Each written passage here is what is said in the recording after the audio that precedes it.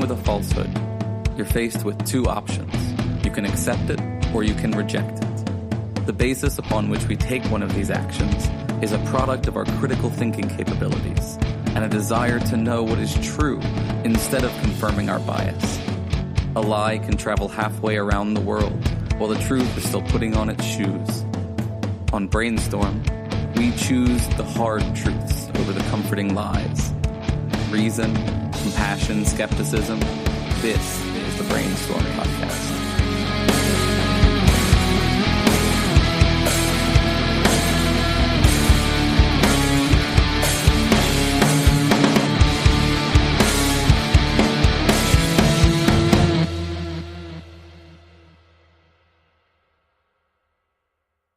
Hi, and welcome to the Brainstorm Podcast, Skeptic Studio. Off to a good start. We're out of practice here. The interview portion of the Brainstorm Podcast, where we talk to a variety of folks with the intent to spread critical thinking, compassion, and skepticism. I'm Cory, and my panel tonight are Rene. Hello. Guest host Rob. Howdy. And the always amazing Dave. Being extra amazing tonight at the table. That's right, at the table guys. and doing sound. We're broadcasting live from Roman Empire Studios in Regina, Saskatchewan, and today is September 14th, 2018. Tonight's guest is Richard A Conn Jr., author of The Earthbound Parent, How and Why to Raise Your Little Angels Without Religion. Thanks for joining us, Richard. Thank you for having me. So I guess a good place to start would be with a little bit of your background, maybe how you grew up and how religion was in a part of your life. Sure, I'll try to give a quick overview. Currently, I'm a managing partner of two firms. One is called Eurasia Advisors, which is a problem-solving and deal-making firm between the U.S. and Russia, primarily. I also run a group called Innovate Partners, which is a late-stage venture capital fund, which has nothing to do with Russia. It's all domestic investment. I grew up in the United States, in Westchester, New York, actually in Scarsdale, and began the book when I got to Dartmouth. This was some time ago, and certainly did not have a parenting angle to the book at that stage of life. But I was raised, I guess you'd say, Presbyterian, but did not find it particularly compelling or persuasive. And had some thoughts about it that began when I was very young, and I developed them over the course of 4 years. That's 40 years, while I was doing one or two other things. I lived in Russia for a long time, working with Yeltsin and his team on the transition during the period when I was an equity partner with one of the big U.S. law firms. And through the years, managed to finished the book, and then several publishers were kind enough to be interested, and the book recently came out, and I'm extremely excited about it. As I mentioned, I donate the royalties to a not-for-profit, which is the Richard Dawkins Foundation, which focuses on secular learning and science. So that's a quick background, if that's helpful. Very cool. Very cool. So, this book, you kind of mentioned that it didn't all have to do with parenting, or is most of it about parenting? I would say that it's really written certainly it's in part for parents, in the sense that it is a book that is presenting the logic and the arguments in a manner that would be useful for parents to consider in how they raise their children. But the why aspect of the book, in other words, why do this, is really an argument in favor of critical thinking, as opposed to not utilizing critical thinking, both in embedding those concepts in one's child, but also in seeing that spread more throughout society. So although it seems this way, I did not write the book with the title of your program in mind, but it seems to fit rather well. So not necessarily with the intent to teach people how to parent without religion, but to be people without religion in society, and how that connects to parenting? Yeah, it's both. I mean, certainly the basic theme of the book is that I'm encouraging parents to consider as one alternative, not passing along the ancient myths that they were taught, but rather to utilize critical thinking as the main framework for their children's thought process. And there's a great deal in the book both about why that's a positive thing for your own child, and also why that is a positive thing for society as a whole. There's also a good deal of the book that would be quite relevant to parents who are religious, in the sense that there's a fair amount, particularly in the second section, of how to parent in this fashion that I think most religious parents would also find extremely useful. So it does cover quite a bit in a very short span of time, and that's why it took so long to write. So I've got a quick question for you. Sure. As a secular parent, I wonder, when would you suggest bringing up religion as a secular parent? What age or maturity level would you think? I think you should talk to your children about choosing a religion at about the same time you discuss with them whether they favor Keynesian economics or the Chicago school. That's a great answer. So right away. Yeah. Somewhere around 2 years old. But quite seriously, I mean, religious concepts are extremely complex. You're talking about the nature of how one views oneself in the universe, and it's an extremely complex subject. So I think it's laughable that that people will say, well, I'll just expose them to it and let them make up their own mind. That's not actually how things work when you expose a young child to a concept like this. And parents that do that, seem to somehow choose their own religion as the one they expose them to. So I in all seriousness, though, when I've raised my 4 children, by the way, I do have 4, of 2 generations. Some are grown, I have grandchildren, and I also have 2 younger ones in my second litter of kids. And in both cases, we never really exposed them to religion in the sense of talking to them about this as some real thing any more than we would discuss anything else that we view as fantasy with them. But having said that, when they would raise questions, because they had friends who would discuss religion, we certainly would respond to that. And the book deals a great deal in that area of how to raise your children in an environment where many others are religious. Right. Yeah. It's an interesting, because so many people are religious, that our kids are often inundated with all kinds of information about it, regardless of what we do, to some degree.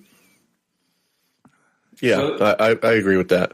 Well, you're right, but I do cover that, and the way I cover it may seem a bit unusual to you.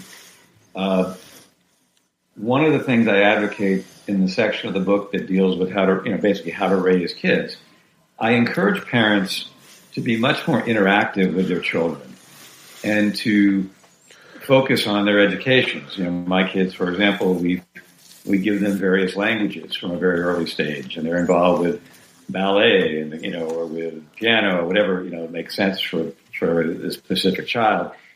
And I'm backing into something that's also quite controversial, which is we don't use cable television in our home. So the exposures that you're referring to typically do come from just turning on a TV set and allowing people, your children to sit in front of it. So we use the internet and choose much more carefully what our young children are exposed to, what movies they see, what languages they're watching them, and those types of interactions. And when people sort of would say, although many parents say they do the same thing when I tell them this, for those that don't and think it odd, you might ask yourself this question. If a stranger came up to you in the street as you're walking with your 3-year-old and said, do you mind if I say a word or two to your daughter? You might say, sure. If that same person said, do you mind if I get half an hour one-on-one just chatting with her over here on my own? You would certainly react in a different manner. And But what's interesting is we don't think of it that way when we just turn on a TV.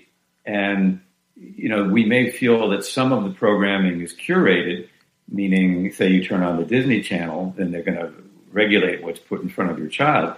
But the commercials may not be. And obviously, as the children develop the habit of watching TV, very quickly they're independently making those choices. And the influences on your children are certainly not in your control. And at least I would argue that for a certain number of years, you as a parent want to try to be at least thoughtful about what types of things they're exposed to and at what age, they're seeing different concepts, addressed. And so I'm not suggesting what the rules of that should be. Every parent makes their own choice. Right. But I think it's worthwhile to think about it rather than just letting strangers basically, address them anytime they wish. Yeah, something that I noticed with my own kids is that it wasn't so much TV because we didn't get cable. So the shows that they watched were shows that I was fine letting them watch. Mm-hmm. But it was YouTube. They'd often go on YouTube and they'd be watching whoever they watched that their friends told them about for hours and hours and hours. And I actually had very little idea of what was even being talked about on those channels. Yeah, I hear you. I think, one of the complex things for us as parents in this day and age is the access to all these different, resources. And much of that is good, but I think, we do have to obviously control that. I know YouTube now has settings that you can use to limit, what a child can see. And, I can't say I like playing that role, and so I delegate that to my wife. But I think you have to. In this day and age, what are you going to do? Let a child go on YouTube and watch anything they want at 4 years old? I would have loved that when I was a 7-year-old boy, but I don't. Yeah. That would have been probably against the wishes of my parents. They have a kids version of the app too, I believe. Yeah. I think that's what my son uses. Okay. Yeah, exactly. But so I'm really advocating, really quite active parenting and thinking about these issues and helping parents think through what they can do, what tools are available. So some of the book is extremely practical, but a lot of the Earthbound Parent is addressing the why aspect. And so there's certainly a significant philosophical aspect to it that I try to explain in a very easy to understand and hopefully very persuasive manner. It is not a hostile book towards religious people. It's much more designed to persuade and discuss subjects. Is there like almost a counter apologetics aspect to some of it? No, I wouldn't think of it that way. I don't pull my punches in the book. I'm very clear about what I'm arguing and why. And, I'm quite clear, for example, that I feel that, the utilization, if you will, of the supernatural construct, that there's a supernatural being out there that separates us, or I should start by saying makes us each feel very special and give us a narrative that makes us different from other people and other groups. I do talk a lot about the negative aspects of that. And in fact, I'm starting to work now with the UN Anti-Terrorism Committee on utilizing the book to have this discussion take place, because it really began in my mind years ago as a problem in sorting out how to deal with international relations when we have people utilizing the supernatural as a basis for their positions and being unable to deal with issues in a more rational and critical thinking manner. I'm not sure you follow what I'm saying there, but the book, in other words, is a multi-layered text that is at once a parenting text, but also, as I said, it gets to the issues of the role of religion in society, and the negative aspects of that I do throw out. Okay.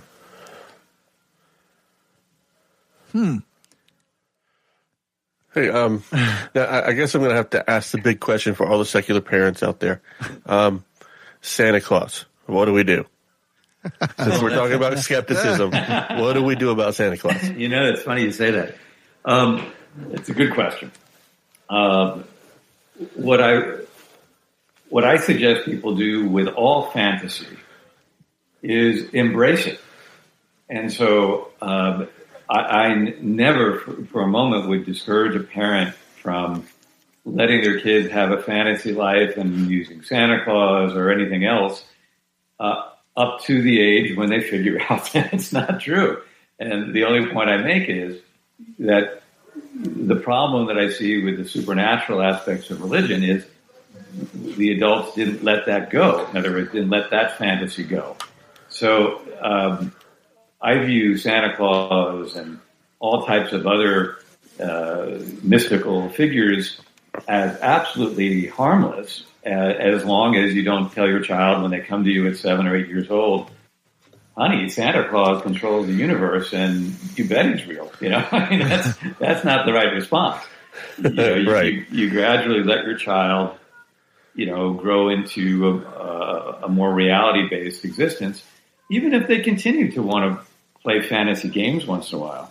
So, again, it's only the aspect of the supernatural deities and all the elements that flow from that in terms of how people conceive of themselves, how children see themselves as being watched all the time and punished and all these different things. That's the construct that I'm discussing that's not helpful, not fantasy life.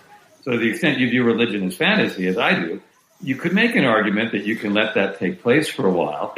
The only problem that I note in the book is because society is so filled with people that do not view that as fantasy, I don't recommend that you utilize a deity as a fantasy, because it's a little harder then to disengage from that as a child living in a religious society. Does that help? Yeah, that helped quite a bit. So, yeah. I'm curious about. I'm wondering what you think about this. With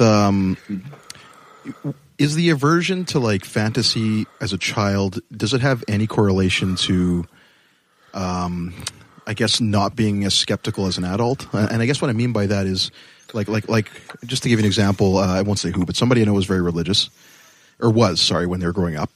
And I find that now as an adult, they have a lot of aversions to like natural health remedies or like woo, like non-science based medicine, things like that, and they're constantly falling for all these things, right? And constantly buying into them. Have you found at all, like, I know Santa Claus is maybe not as extreme as say Christianity and things like that in terms of the kind of fantasy it is, but have you found there's any direct connection to that as an adult? As in like how you will perceive people's information based on your childhood experience? Yeah, the way I approach in the book, it pertains to integrity, ethics, and such. The way I would express it is that if you train a child to suspend rational thought and critical thinking on arguably the most important element of life, which is why we're here, who we are, what our identity is, and you basically say to them, look, you need to learn not to think about that. Just don't think. Here's the answer. People in robes, they wear these nice white robes or black robes. They know the answers. Nice hats. They say the same things I do. So stop thinking.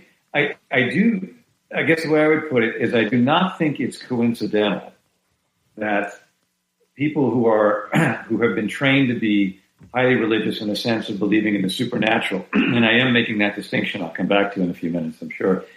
I think it's not unusual for them to be more credulous during their lives. And that's really what I think you're asking. Yeah, for sure. Yeah, because they're used to suspending their critical thought process. It doesn't mean that they're not super intelligent. No, definitely But they've trained themselves in a specific way to say, well, there are areas we don't think about. And I don't think that's a healthy thing for children. No. And so that's part of the reason why I wrote the book. Yeah, no, that's, I think it's a fair statement to say that, yeah, if you train people to shut off their critical thinking, then they will continue to not think critically.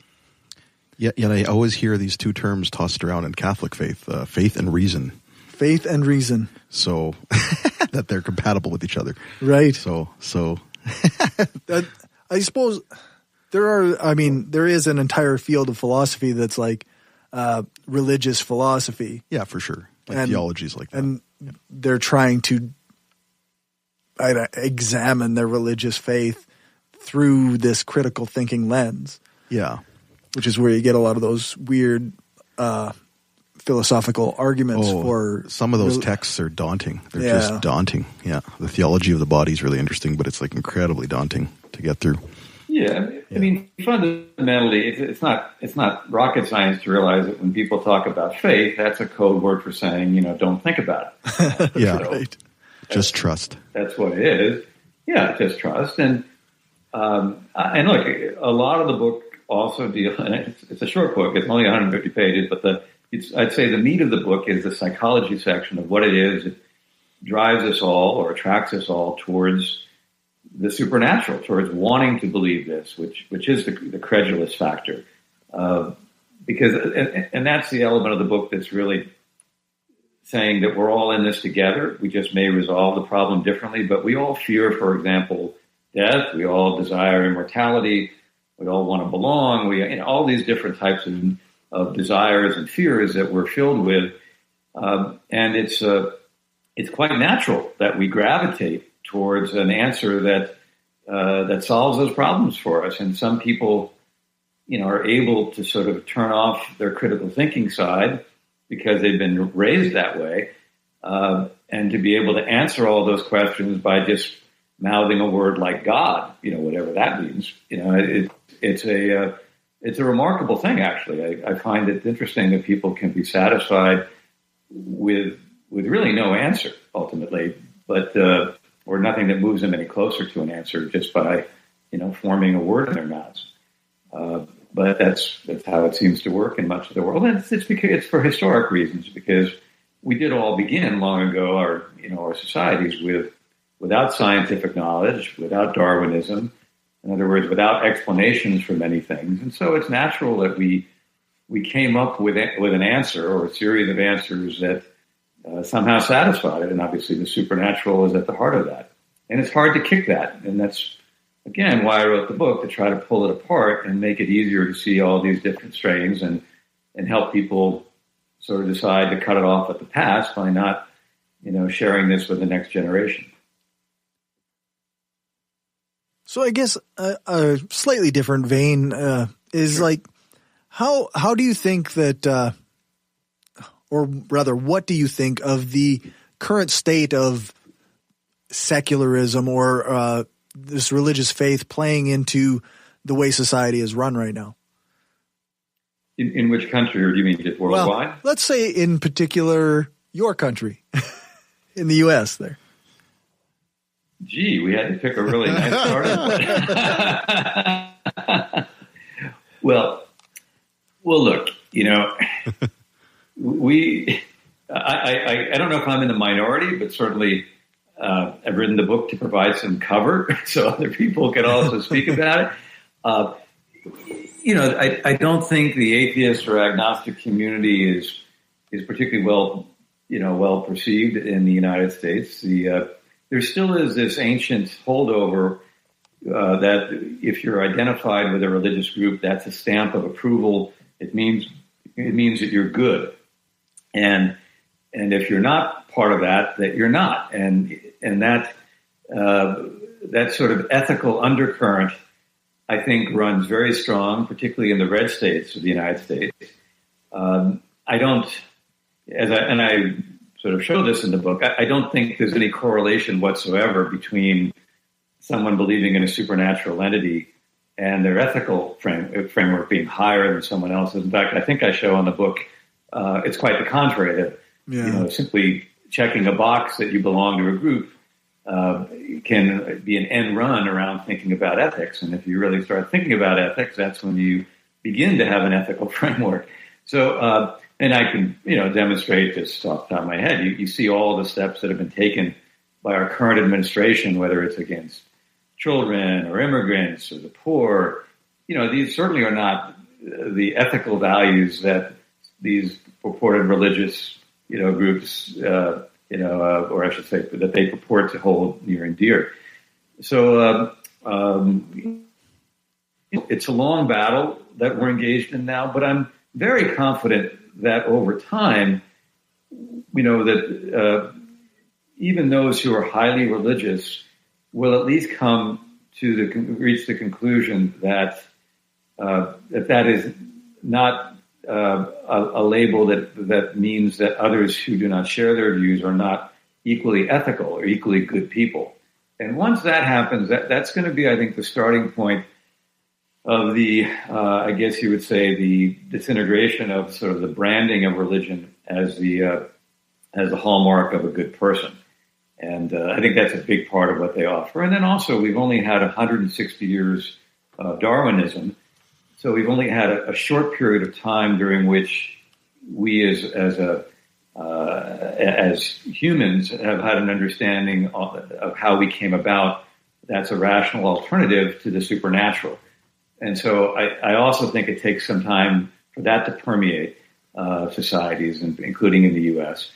So it's a long road, but it's one I think we'll get down, Cory. And obviously I'm spending my free time going around talking about this, and including the book, to try to make a little headway in that regard, because I think it benefits society overall to eliminate these what I view as false bases for us to dislike one another and to think of ourselves as better than another group. Yeah, I can't disagree. Do you think that do you put much stock in the idea that atheism or secular beliefs are on the rise? I wouldn't want to guess. I don't really have I haven't studied that personally, and so I've heard arguments on both sides from people that the world's going in the wrong direction. Others, look at the Northern Europeans, who obviously are extremely secular. The blue states seem to be, I guess, arguably more secular as a general rule. But I wouldn't want to. I just don't have the statistics. I haven't looked at it, but I'm sure somebody's trying to figure that out. Canada's a growing secular nation, as far as I understand. Yeah. Like less and less people identify as religious, I guess right. I would say. Yeah. Yeah. It's looking better and better to me over the last couple of years. Hey, we have so much space here. We have so much space. Yeah, lots of open space. It sounds good. Lots of water too. Yeah, until you folks take that too. So. Yeah. By the way, I might interject. I'm sorry. Go ahead. No, go ahead. I was just going to interject that. One thing I did want to mention very briefly is that you may have noticed I'm trying to distinguish between, if you will, the religious culture and the belief in the supernatural.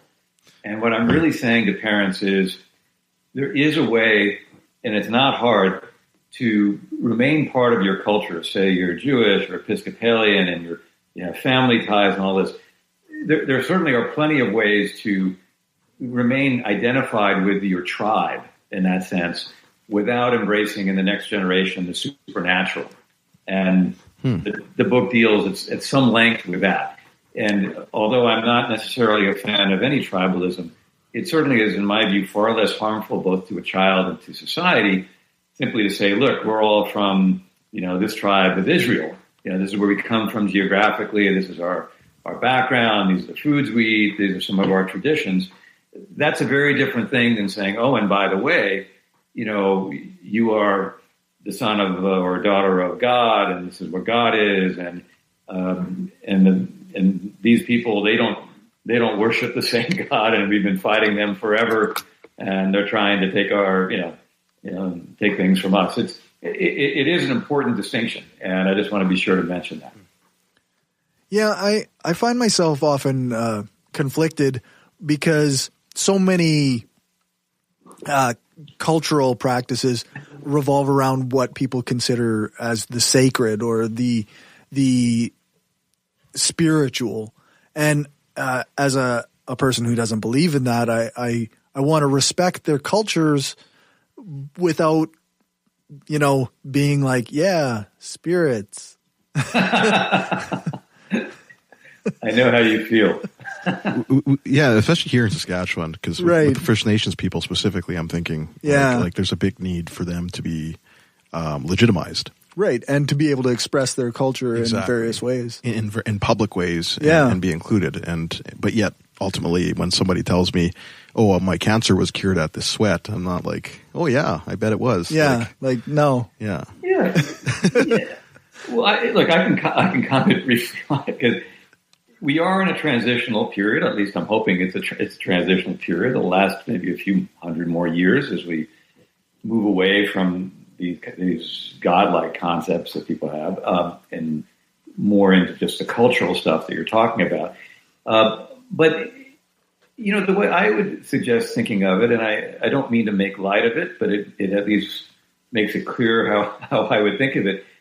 If someone comes up to you and says, we're part of, in our city, we're part of a sect that believes in the in the magic bunny rabbit on the other, it's purple, it's on the other side of the universe, and it's very good.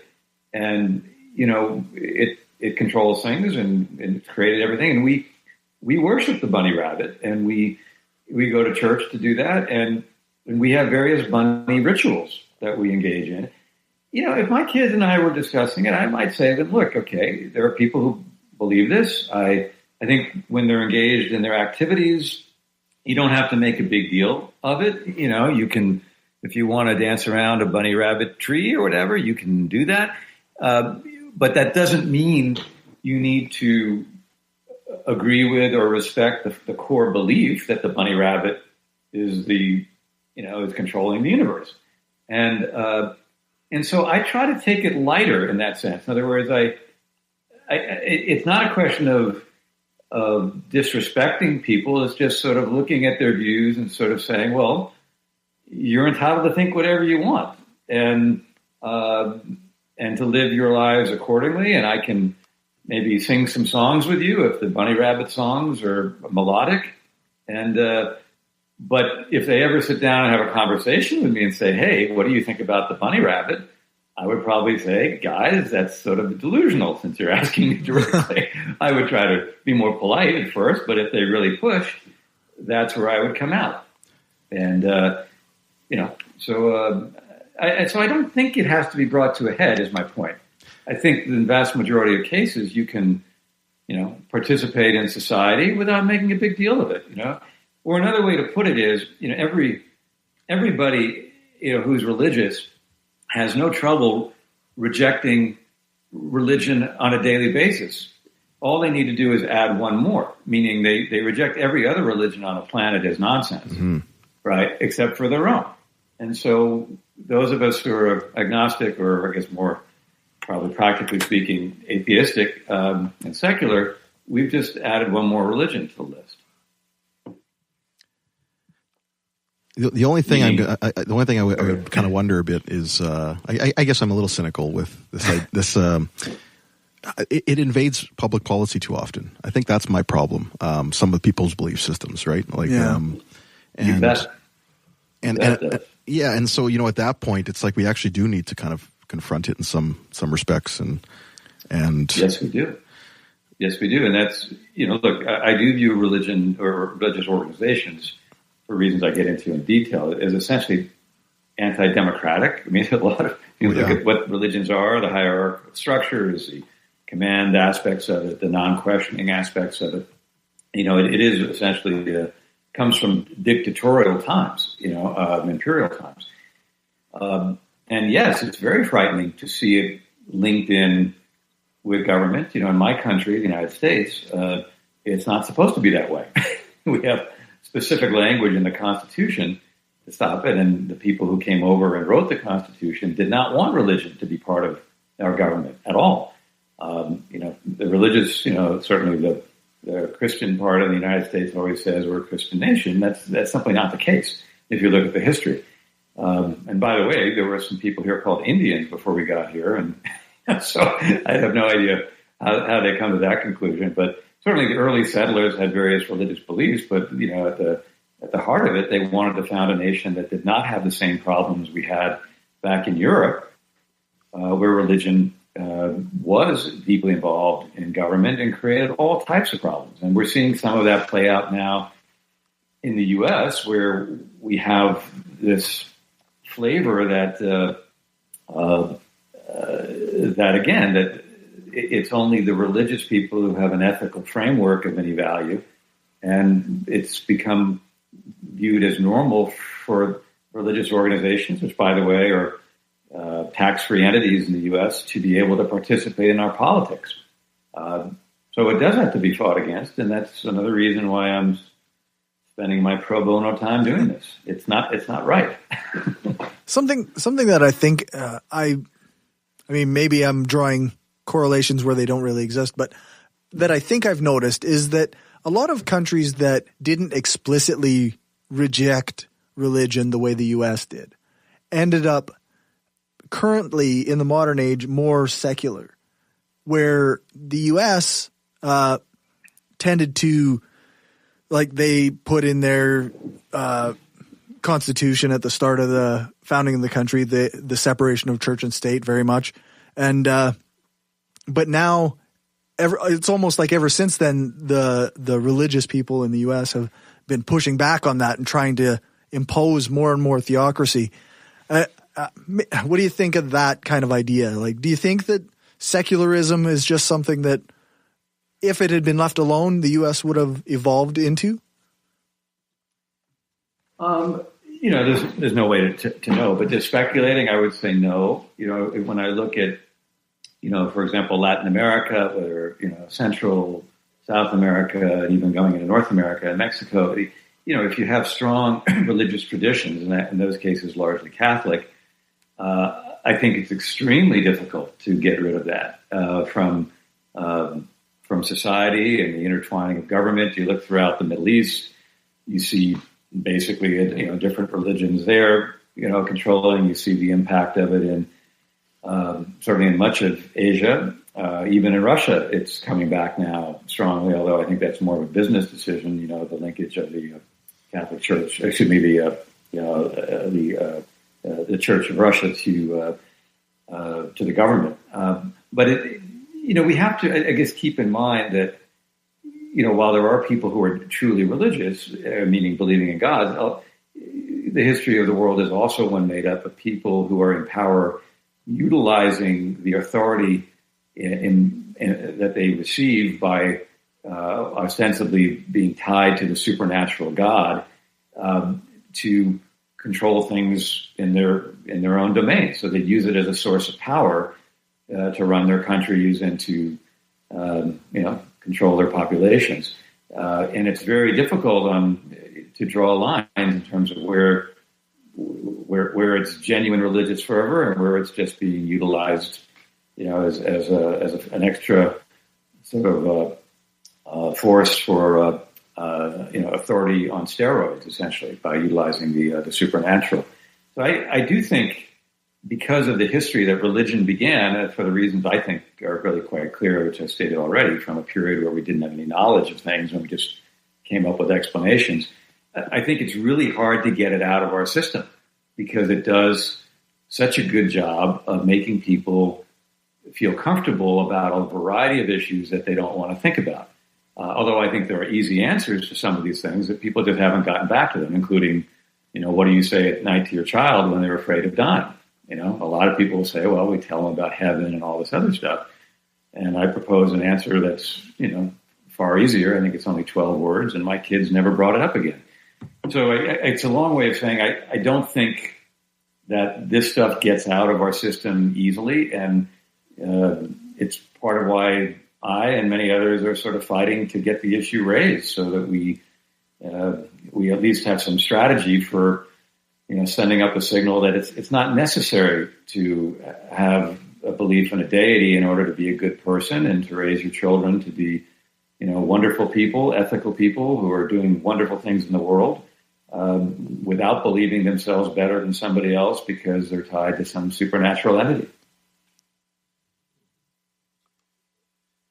I'd be curious to know what that 12-word answer was you were talking about for to tell your kid when they ask about death. I will give it away right now. You just smile at them and say, it'll be just the way it was before you were born. Ah, that's interesting. And, I believed that I thought of this, and then I found out I was disappointed that a Scottish philosopher named David Hume came up with the same answer in the 1700s. But back in those days, it was much more dangerous to write about this stuff. Yeah. I wouldn't be too disappointed in thinking like David Hume. On that one occasion.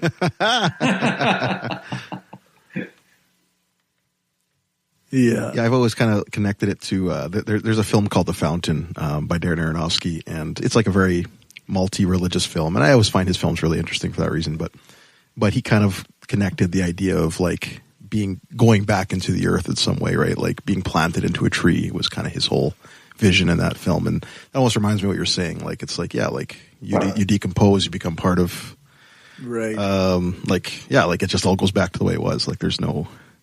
It's not an afterlife. It's not really spiritual per se, but it is profound. I guess maybe that's a good way of looking at it. Well, it's in part why I picked the title "The Earthbound Parent," but the basic point, which some might say has Buddhist, elements to it, is that I am saying that the narrative that I think is more positive for a child is that it's just us, and that we all have to get along, that we need to solve our own problems, that. We're more advanced animals than some, but this is it. And it is that time limitation, the mortality, that I think focuses our attention, or can focus our attention, on doing positive things in the world during the short period that we have here. Yeah.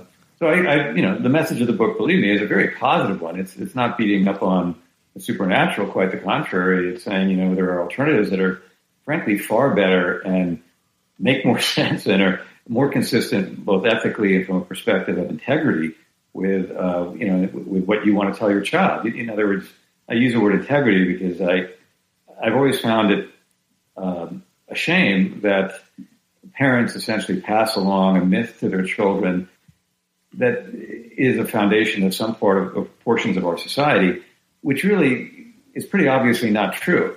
And so children grow up sort of sitting there thinking, okay, what is this? Is this suspension of reality? I mean, sure, some people buy it hook, line, and sinker, but for many others, it just creates a very weak foundation for an ethical framework.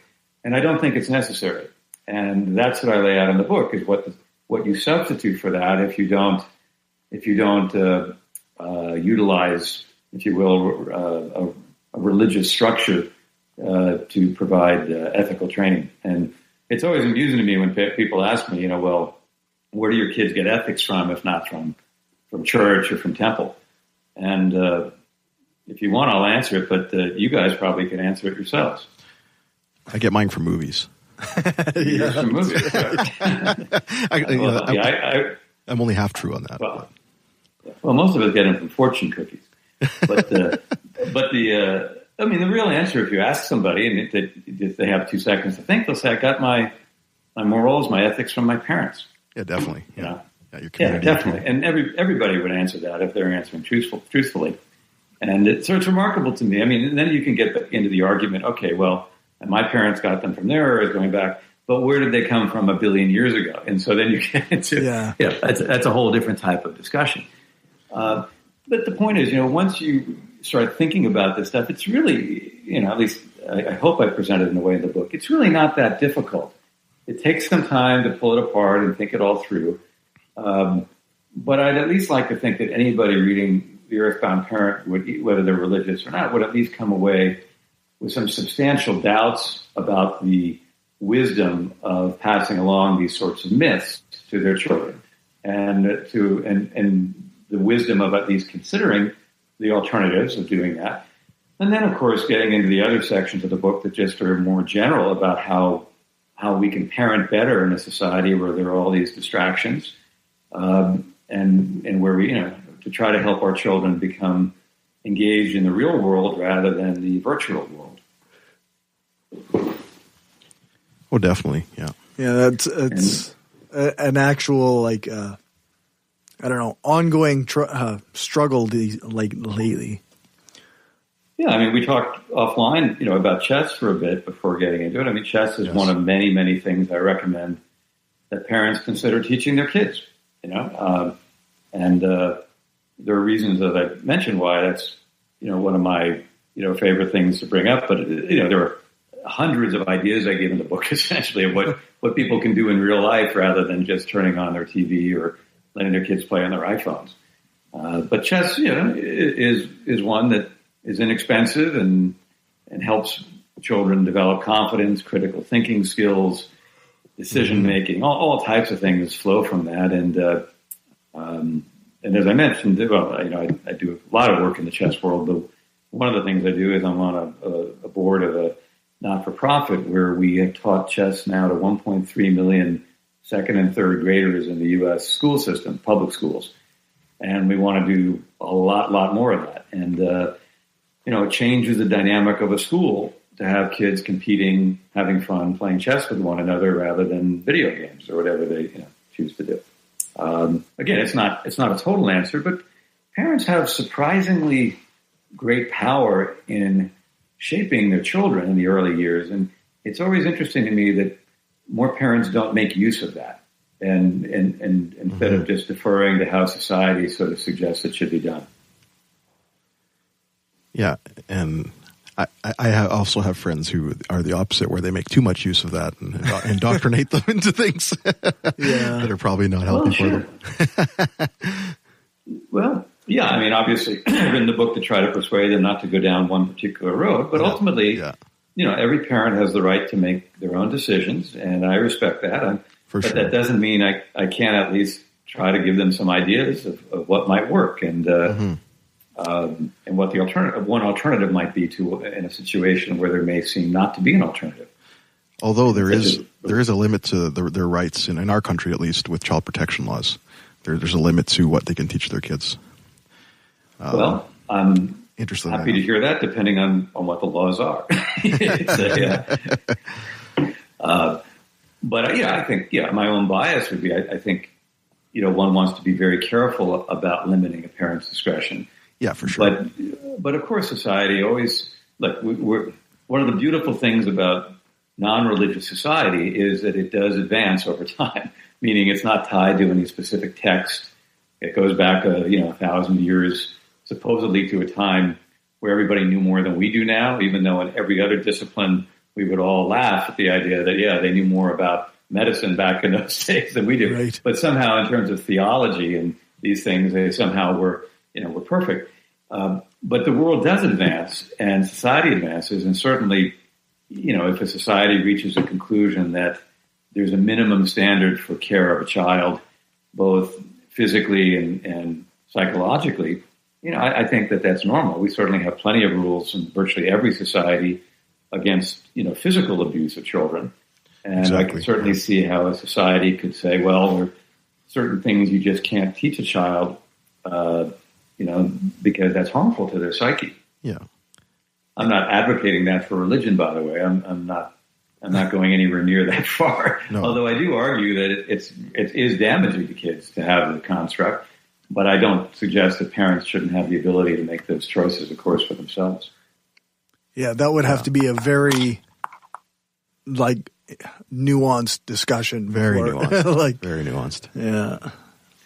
Well, that's why I wrote the book in a very, if you read it, you'll see what I mean, in a way to try to take it easy and be friendly about the topic, but also making clear that it really is not a very good choice for children, and explaining why that is.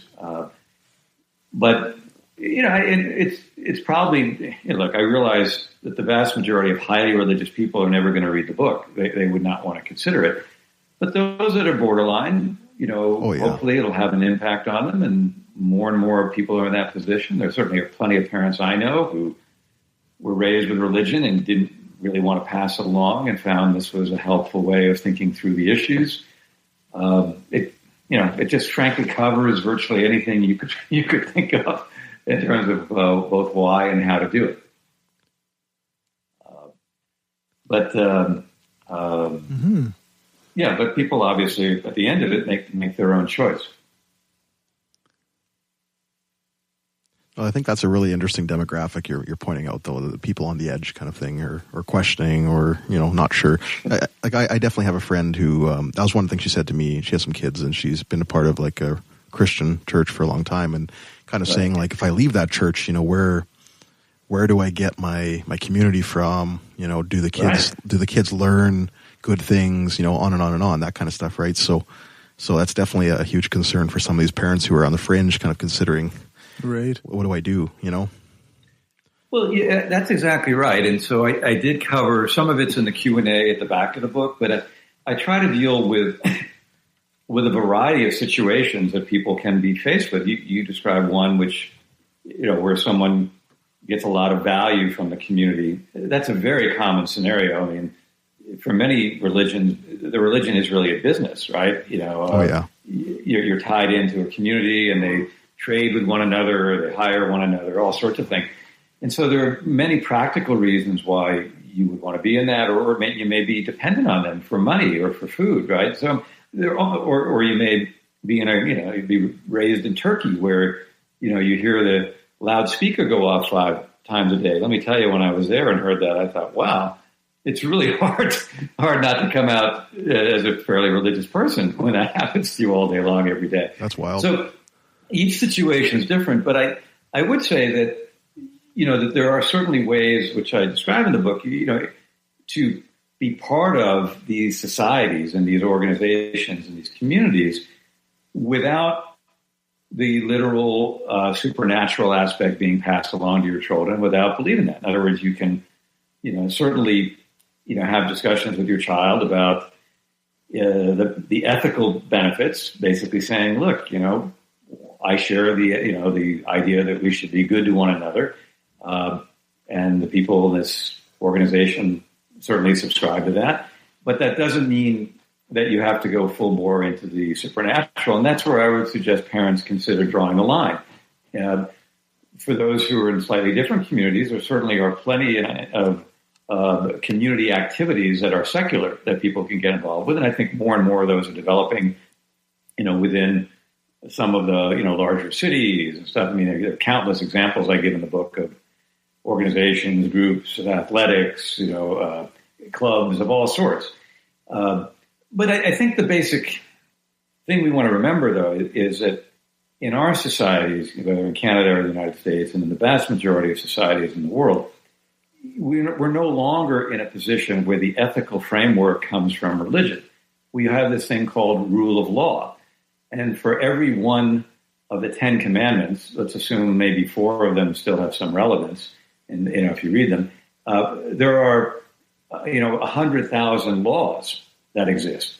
Meaning, we have, through the advancement of civilization, we have put in writing the ethical framework that we want to have, and it's no surprise that we have come a long, long way since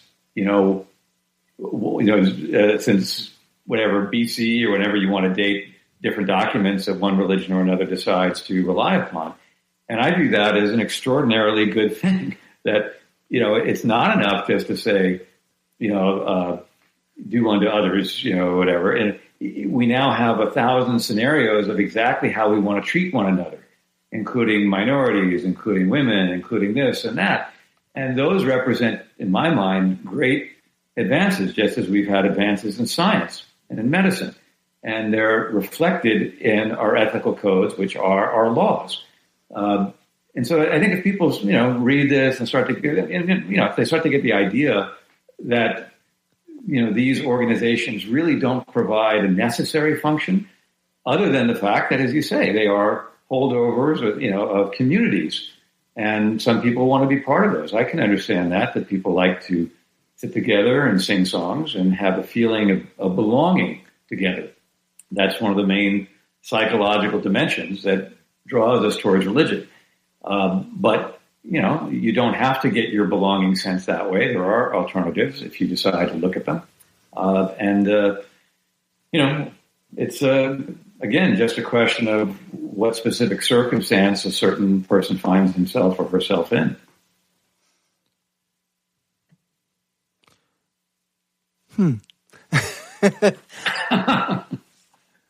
Well, I think we're coming up close to the hour. So is there anywhere where people can find more information on you or the book or anything else that you might like to share? Sure. Well, thanks for that opportunity. First, the book itself, as you know, is entitled The Earthbound Parent, How and Why to Raise Your Little Angels Without Religion. And that's, something you can, if you can't get it in your bookstore, you can ask for it there, or it's, of course, online on Amazon, and it's with a real publisher and the whole bit.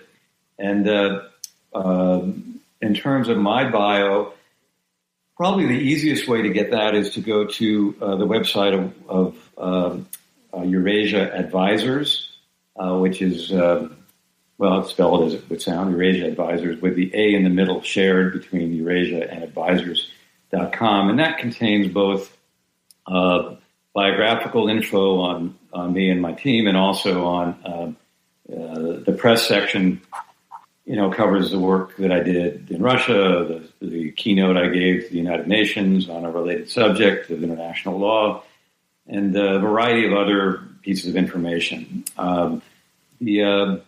Beyond that, you can Google me in the chess world, and if people are interested in chess, as I think I mentioned to you, I represent in a variety of ways the current world champion, and so I'm a big fan of people using their minds to solve problems. But those would be the easiest ways to learn more about me, if that's of interest. But what I really hope is people will look at the book. It's, as I said, it's not because I make money from it. I don't, but because I really did put a lot of thought into it. So I think it's a useful tool, both for parents or for grandparents to give to their kids, and as well as for people who are just reading it to understand sort of the societal issues that come up if we remain tethered to this rather ancient and, in my view, harmful set of myths. I think this is an incredibly important book. No, you've convinced me. I'm going to go take a peek at it. Yeah. I hope you do. I will buy a copy for a listener, the first listener who contacts me who wants a copy of the book. I'm going to email you right now. I'm just kidding. Well, guys, first, I'm grateful for you in having me on. Obviously, I'm doing book tour stuff now, so if people are interested, there'll be a book signing at Shakespeare & Co. That's in December 6th in New York. I'll be at Books and Books down in Miami in November 6th, and then I'll be doing something in Moscow. I'll be doing something in Kiev in conjunction with some other travel. But in any event, you can follow us also, I should have mentioned, on the people. I hope that people will join us on the Facebook page for the book, which is entitled The Earthbound Parent. I do now have a Twitter account, which is Richard A Conn Jr. at CONNJR. And I'm gradually getting into the mode of posting, and I'll do more of it, trust me, as I get warmed up to that whole idea. And most of my life has been quite private and discretionary, or I should say discreet, in the work I do. But this is a public venture, and so I'm going to, certainly wade in, both on the politics of religion and the impact it has on society. Cool. If you ever come around, you ever find yourself around the prairies somewhere, you let us know too. Yeah, for sure. I'll do that, guys, for sure. And also, you have an open invitation for lunch in New York if you venture down here. I will probably never make it to New York. I might. I will try someday. I might. So we'll see. It's a thing that has been on my bucket list, I guess you could say. I'm a big Knicks fan. As I said, I have been up in Canada several times, so I'm hoping to have reason to get back up there. And beautiful country, and as I said, look, if things keep going the way they are in the U.S. with Trump and his guys, I may spend more time up there. Well, we'll take you as an asylum seeker. Yeah, that's right. I appreciate that. Awesome. Well, thank you, Richard, for coming on the show. I guess this is where we'll close the Skeptic Studio, and we're going to go to a break. Very good. Thanks, gentlemen. Bye-bye. Bye. Bye-bye. If you like what we're doing and want to help us keep the lights on, go become a patron at patreon.com/brainstorm podcast. You can hear the bonus half hour that we record every episode and get a shout out when you support the show. Become a patron for just $1 an episode at patreon.com/brainstorm podcast. Or you can support the show by ordering a t-shirt, mug or other gear from our store at caffeepress.ca/brainstorm podcast gear. If you can't afford to become a patron or buy gear, then why not give us a rating or write a review on iTunes or Stitcher? Every rating makes it easier for people to find us. Thanks for your support. Tired of living in a culture of lies, fake news, and alternative facts? The Pro-Truth Pledge reverses the tide of lies by calling on politicians and everyone else to commit to truth-oriented behaviors. Take the pledge at protruthpledge.org. The Atheists, the Bible, and No Wardrobe, the podcast. Wait a minute. No wardrobe? You mean we're going to be naked while we do this? Well, seeing how I'm an atheist and I'm reading the Bible, and since clothes are flammable... Fire! Fire! Fire! I thought it might be a good idea to take them all off first. Naked or not, follow along as we read, analyze, and try to keep you from falling asleep as we go through this boring-ass book. Find us on iTunes, Stitcher, and Spreaker. Who knows? We may even be on YouTube someday.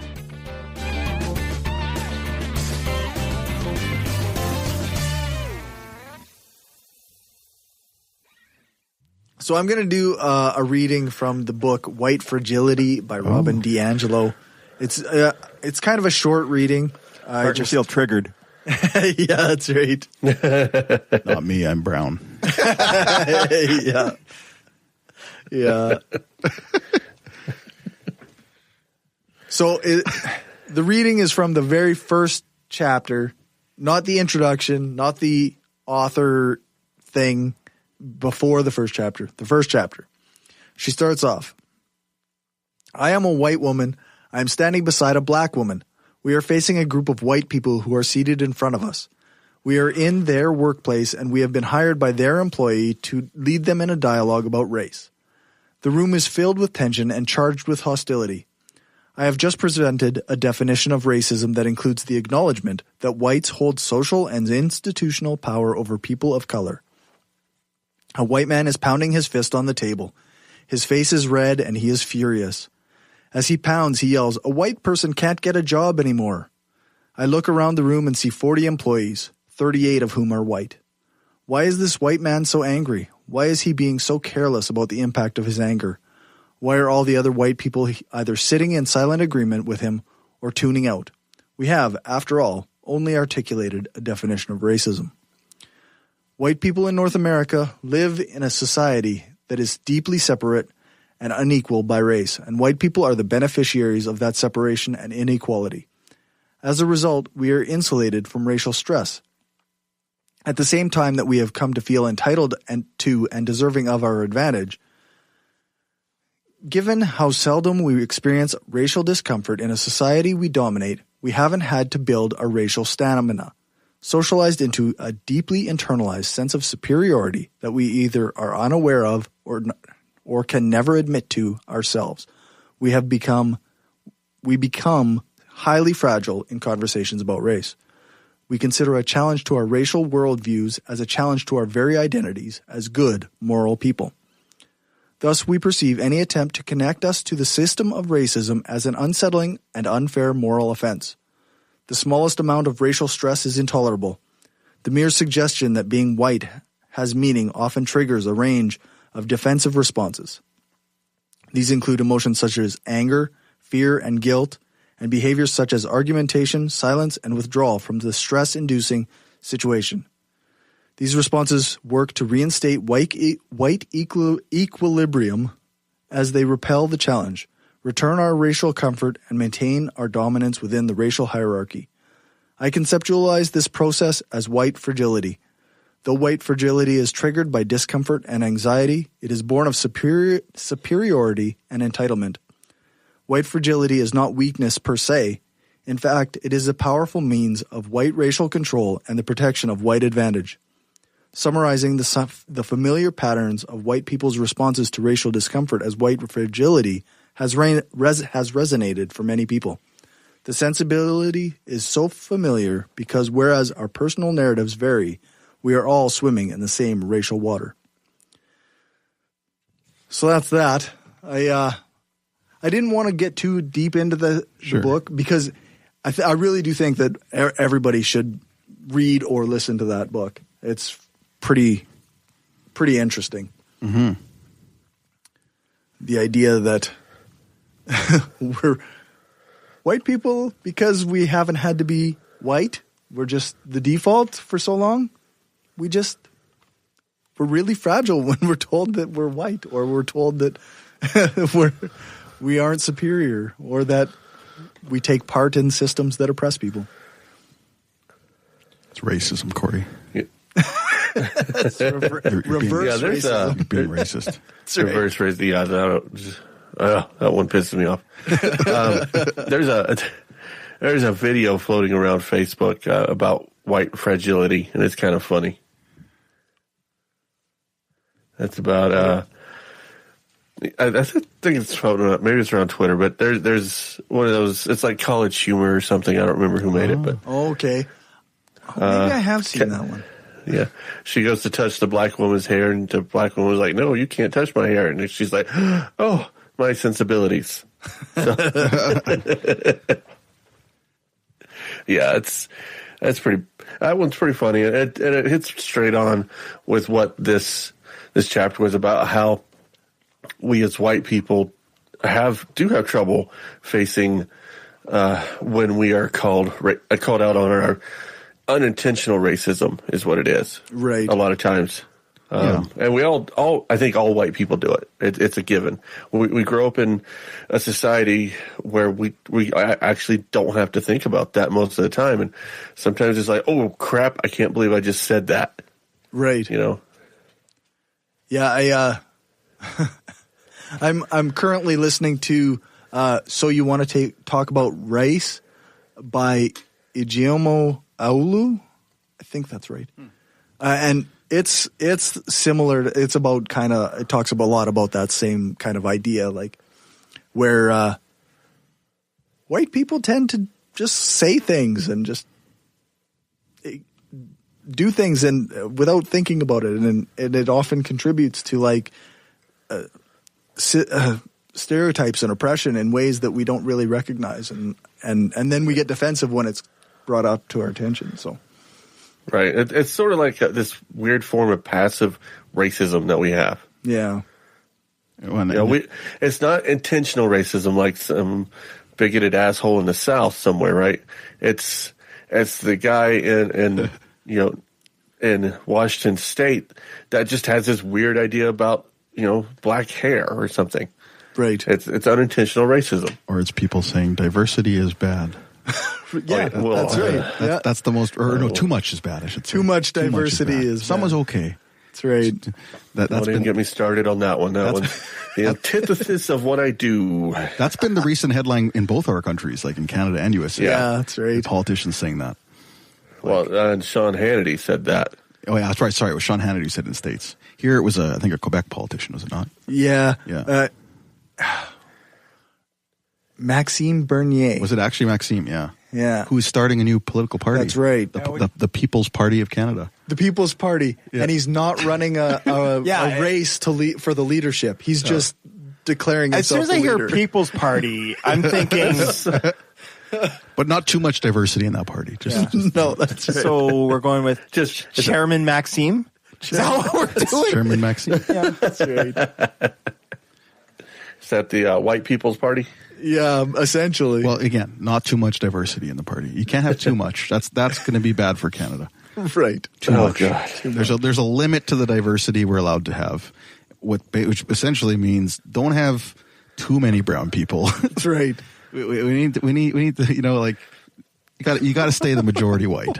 If you have too many brown, if it starts to feel like we're getting too few white people, then But he's like, oh, that's not what I meant. He's like, oh, no, actually, I meant that we need to be more like united as Canadians in our values, and we can't have too much. You can't have all these other values and blah blah blah blah blah blah. He also tweeted something like super like questionable right on the anniversary of Charlottesville, right? And it was like, oh Jesus! and then people in the media, they kind of drew conclusions, and they're like, okay, well, maybe he's on the side of the nationalists who were marching in Charlottesville, as one might if you tweet a racist thing on the anniversary of Charlottesville. Yeah.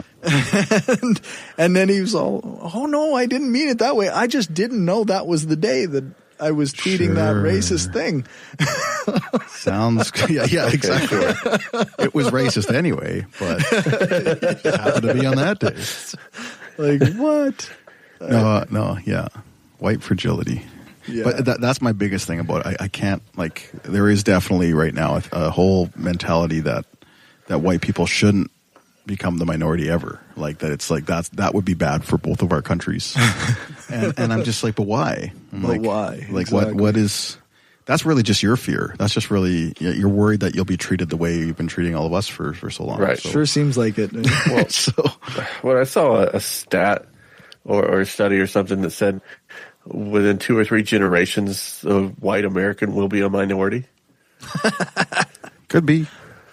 I mean, maybe if you add all the other right, they'll no longer be together, the majority. Yeah, but that's right. that's just it. Yeah, there's so many different ethnic groups. Yeah, like how does that work? Like, it's just like everybody who has beyond this skin tone is the majority now, or is it like, you know what I mean? Yeah. Like, right. Yeah. Well, because yeah, just people who check white, not Hispanic on the forms. yes. Right. On the census, it's got to be white, non-Hispanic. Non-Hispanic, yeah. Yeah, we actually have that. That's what it's called, white, non-Hispanic, because I'm like, okay, there's another white that I don't know about? I don't know. I haven't figured it out. I know in our own province here, First Nations people will eventually be the majority. Yeah. Like the way that their population is growing. That's here in Saskatchewan anyway. Yeah. And that's fine. Yeah. I see no problem with that. In fact, we might be better off. I think in the long run, yeah. It's their land. Colonial settlers haven't really done the best job here. No. But we have to remember our heritage, Cory. Right. Don't rename things.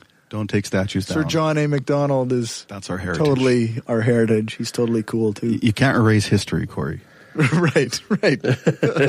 Somehow the statue is keeping history intact. But you people in residential school should probably get over it. Yeah, that's right. And forget that. Even though forget that even happened. Yeah. Because that was so long ago now.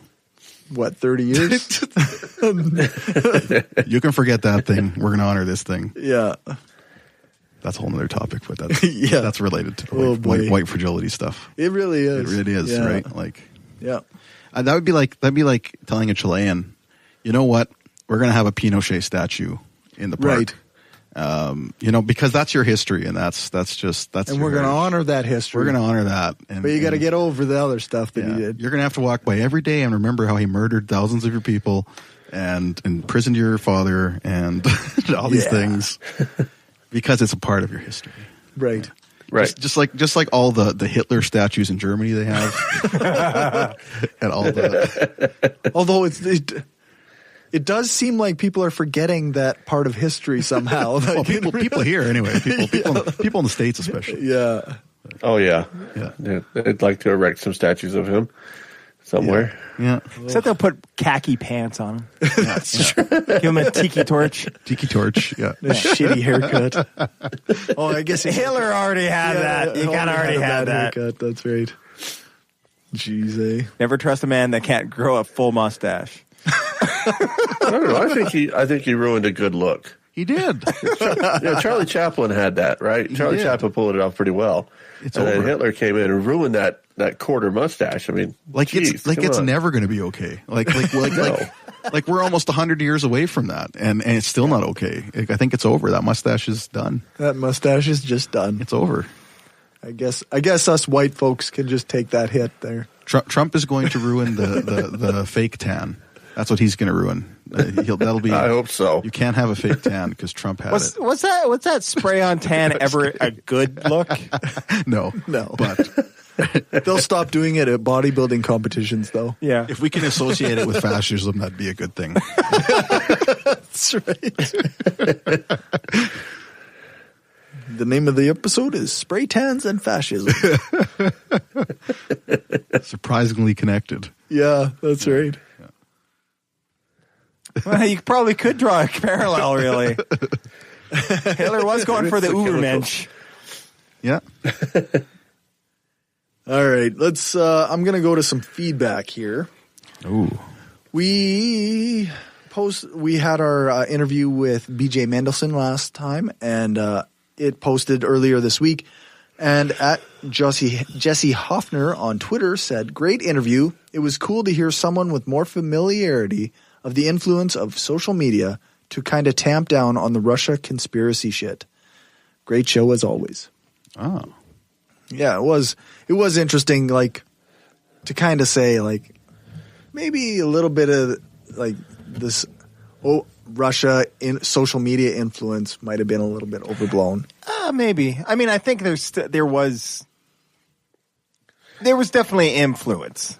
Right. But it wasn't as, it's not like, I'm going to vote for Hillary. Oh, this Russian bot told me she's terrible. I guess it's Trump. No, I don't think that's what happened. Right.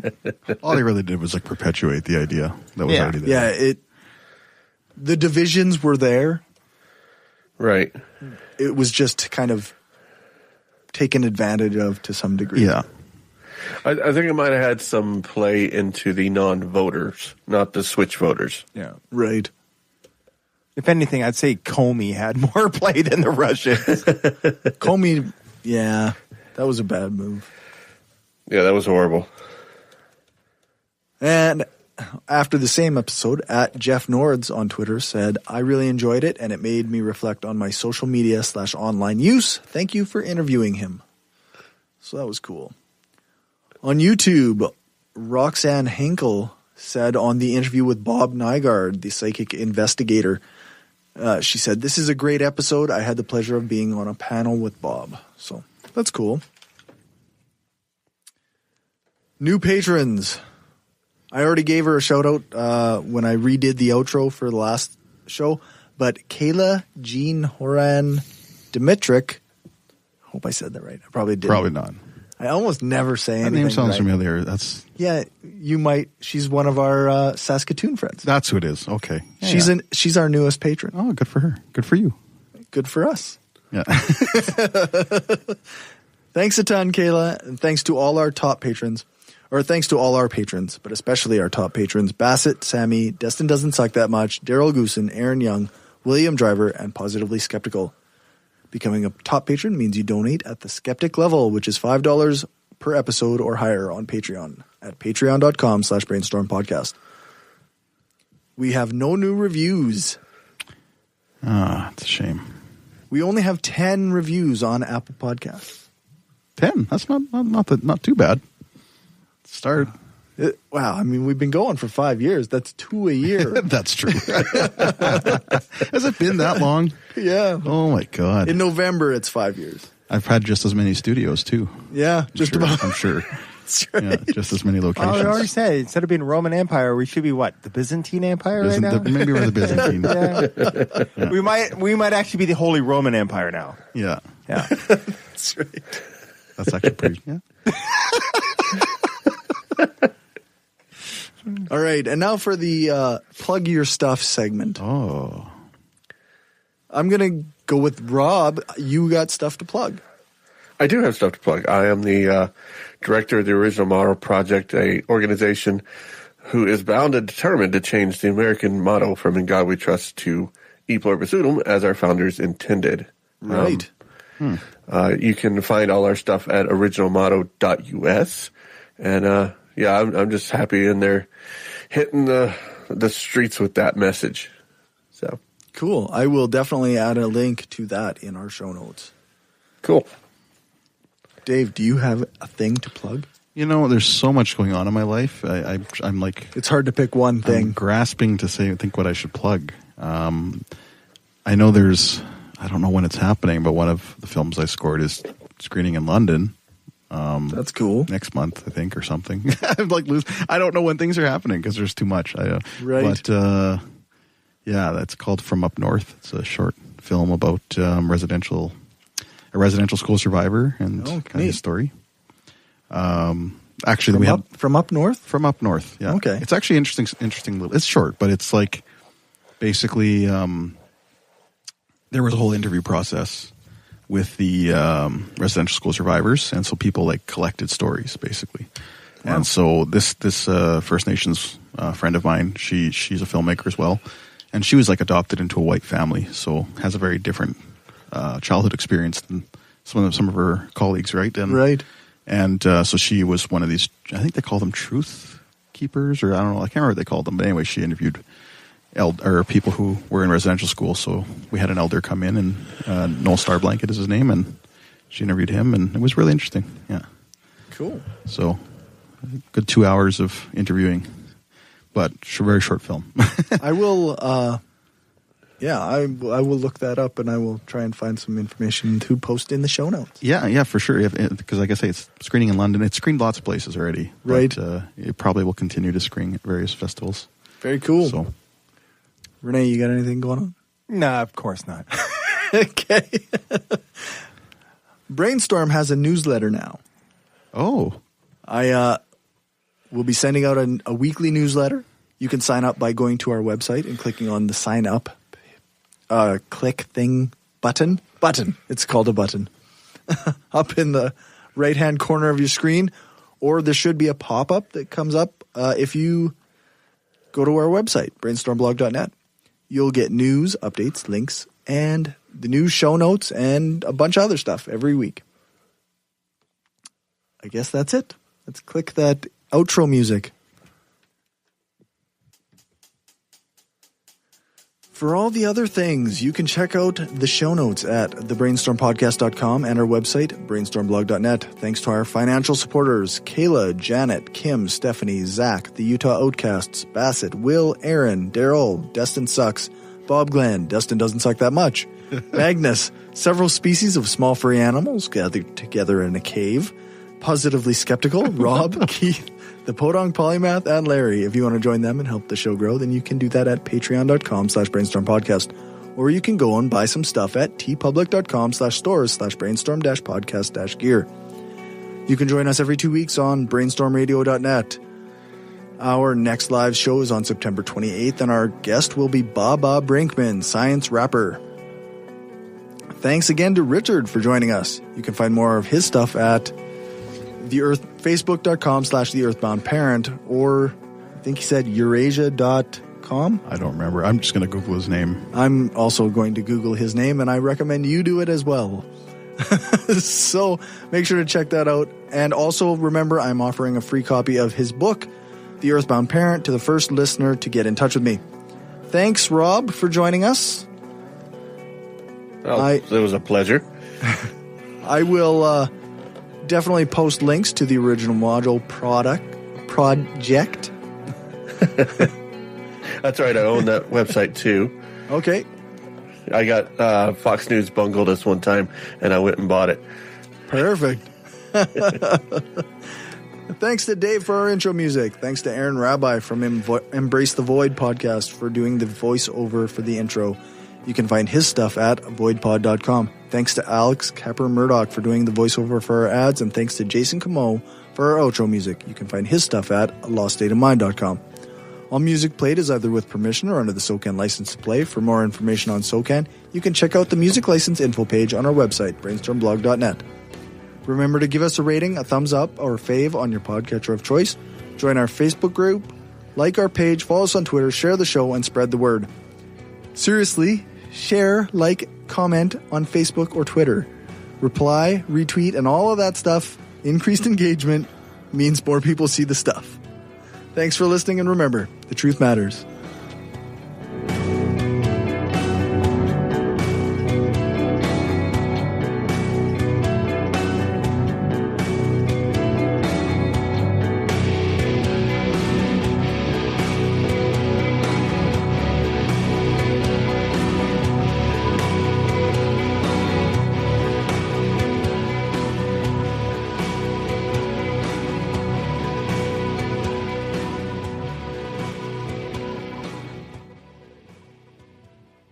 This is an opinion-based podcast. Each person on the podcast is responsible for their own opinions, and those opinions don't necessarily reflect the views of the rest of the panel. Any guests or anyone associated with the people on the podcast, such as spouses, partners, children, other family members, friends, or employers. No one person speaks for the podcast with the possible exception of Cory, and he doesn't speak for anyone else on the show. The Brainstorm podcast does not represent the views of our sponsors.